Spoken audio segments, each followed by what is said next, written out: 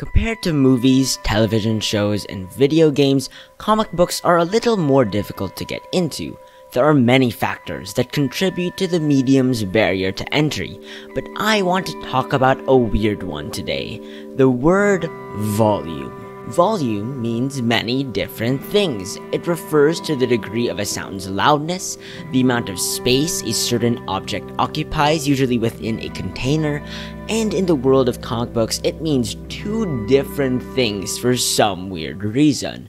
So today, using my own words, let me walk you through the cloud of confusion and explain the two definitions of volume in comics. Imperfect Definition 1. A string of single issues in a comic book series collected into a larger format. For context, a lot of comic books come out as single issues, these slim, bite-sized books that are published every month or so and only tell a fraction of a story.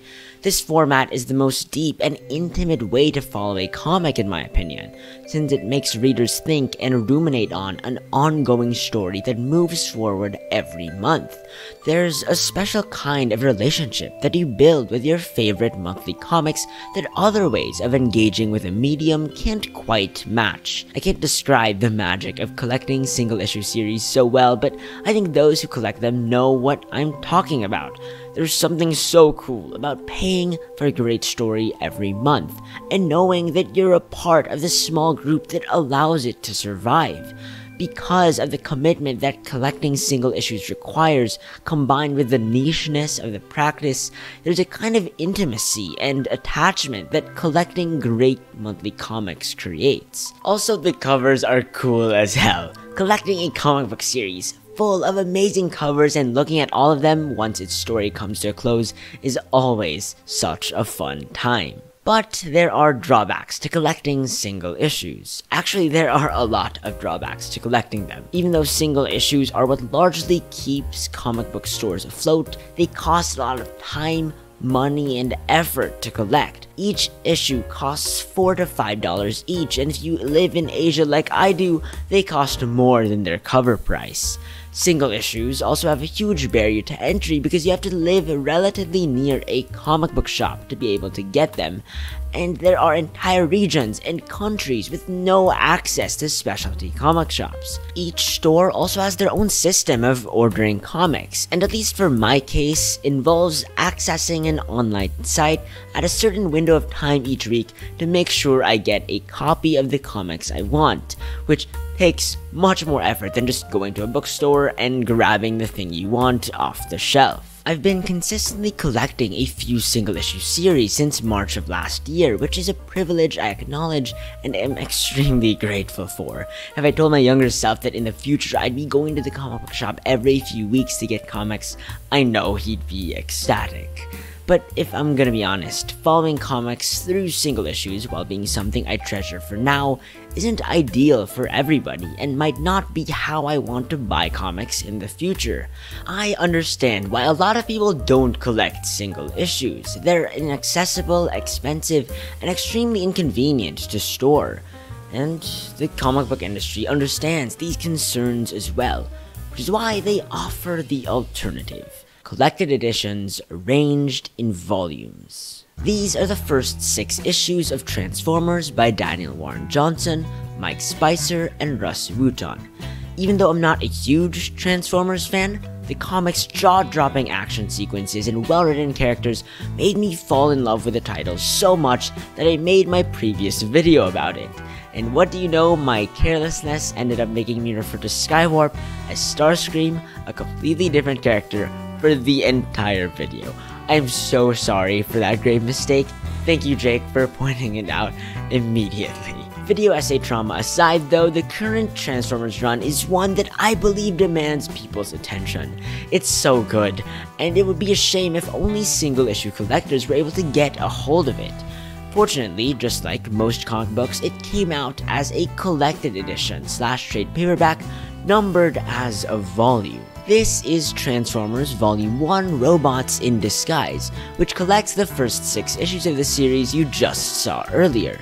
I actually didn't pay for this. This is my cousin's copy of the book that he bought after he loved the single issues of the series I lent to him. This collected format is amazing. The paperback volume is thicker and sturdier compared to the very flimsy single issues, meaning you don't have to be so delicate and careful with the pages when reading the comic. Comics in this format are also easier to store, not requiring bags, boards, and boxes to keep organized. They're also incredibly easy to find, being printed and distributed in major bookstore chains to reach as wide of an audience as possible. Additionally, collecting comic books and volumes is much more cost efficient compared to buying a series in individual issues. In this case, Transformers issues 1 to 6 cost me 1,625 pesos in total, which amounts to around $28, while my cousin was able to get Transformers Volume 1 at 10% off, costing him 855.9 pesos, which translates to around $15. He got basically the same book, minus the covers and letters pages, for almost half the price that I did. I actually did not realize how stark the price difference was between the two formats until I calculated it for this video. It's actually insane. Another cool thing I would like to note about volumes is how convenient they are to lend to other people. I'm a person who loves lending comic books to people who I think might find them interesting. A lot of times I lend graphic novels or mini-series that are self-contained so people get an entire story in one book, but there are a lot of longer single-issue titles that I want people to check out, and so volumes make these massive, sprawling, epic storylines easier to lend to others. This first definition of volume is probably familiar to most people, and that's because it also lines up with what manga volumes are, which collect chapters of manga in an accessible format for mass consumption. Overall, comic book volumes, whether in hardcover or trade paperback form, are a great way comic books try to capture the mass market. They're sturdier, cheaper, and easier to get compared to single issues, the only major downside being the long wait times in between volume releases. While the first definition of volume we've tackled so far is something good for the industry, the other definition of volume in comics is kind of stupid. Imperfect definition 2. An entire series of single issues. This is the Amazing Spider-Man issue 1 released on July 11, 2018, written by Nick Spencer with art by Ryan Ottley. Now, even though the cover says that it's the first issue of The Amazing Spider-Man, we all know that this is not the web-headed wall crawler's first comic book. Spider-Man has existed since 1962 and has had his own series under the Amazing Spider-Man banner since 1963. So, this comic cannot be the only Amazing Spider-Man issue 1 out there, and you would be right to think that. In fact, this is the 5th comic titled The Amazing Spider-Man issue 1 because Marvel has reset this series numbering 4 different times. Relaunching a comic book by canceling it and launching it with a new number 1 has come to be a very controversial practice, but it's one that has stuck over the years for a few reasons. Reason number 1 is that they sell like hotcakes and make comic companies a ton of money. I am part of that problem. I usually start a series by getting a new number 1. But the second reason why comic book companies relaunch titles is because it gives a very clear entry point for new readers to jump in and follow a series. Personally, I think relaunching a series makes sense if a character or property enters an entirely new era with a bold new team of creatives behind it. But if a series keeps going back to issue 1 too often, it just makes reading superhero comics really confusing. An example of this is Marvel in 2016, when they relaunched almost every single comic they had for branding reasons. This made series that started 1 or 2 years earlier, like in the case of Silver Surfer, Unbeatable Squirrel Girl, Spider-Gwen, and Miss Marvel, go back to number 1, even though they had the same people working on the book and continued the same story. So with comic book numbering being such a confusing mess, how do we differentiate each series when there are multiple that have the same name? Well, we also use the word volume. In the case of the issue of The Amazing Spider-Man we discussed earlier, it is technically referred to as The Amazing Spider-Man Volume 5, Issue 1, because it's the first issue of the 5th series, titled The Amazing Spider-Man. Okay, so to make things clear for you guys, I'm going to give you some examples of single issues with volume numbers. This comic by Mark Waid and Chris Samney is Black Widow Volume 6, Issue 2, because it is the second issue of the 6th comic titled Black Widow. Written by Peter Tomasi and Patrick Gleason with art by Scott Goldweski, this is Superman Volume 4, Issue 28. The 28th issue of the 4th Superman series. This is the One Hand Issue 3 by Ram V and Lawrence Campbell. This comic does not have a volume number because it's a mini-series that, at least so far, has not been relaunched. I think you get how this works now. When a comic book title reboots or relaunches, its new series is labeled and identified by a volume number in order for it to be set apart from the previous series. You may be frowning and upset at how confusing comics are because of the practice of relaunches, but comics aren't the only medium with this kind of volume numbering. Some academic journals and magazines also have volume and issue numbers, and they work similarly to how volumes in comic books operate. For magazines, what volume means is kind of a mess and differs depending on the magazine in question, but if you look at a pretty famous magazine like National Geographic, for example, you will see a volume issue numbering system similar to the one used in comic books.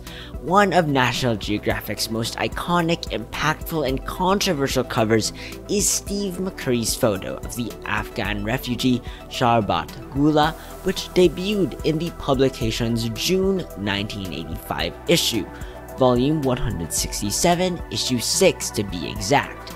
National Geographic used to publish 12 issues of their magazine a year, with the first 6 and last 6 issues each being grouped into their own specific volume number. Magazines don't usually use the volume issue numbering format anymore because most of them have died out and rarely publish as often as they do. But the same can't be said for academic journals. I looked up a bunch of random academic journals online and some of them are still using the volume and issue numbering system. The New England Journal of Medicine, a weekly medical publication founded in 1812, just released their latest issue on October 17, 2024, and they're on volume 391, issue 16. Nature, a long-running science journal, is on volume 634 as of this video's recording, and that's because their volume number changes every month. Going back to the world of comics, it's truly baffling how complex the word volume is. On one hand, it refers to the way collections of single issues are numbered, whether in the form of a trade paperback or a hardcover. But the word is also used to categorize and label single issue comics that have undergone multiple relaunches. This is a weird video, right? I think we can all agree on that. It's an explanation of the word volume and its two definitions under the comics term umbrella. But even though this might be a weird concept for a video, it's kind of cool how looking at the word volume and its significance in comics leads to understanding so much of how the industry works.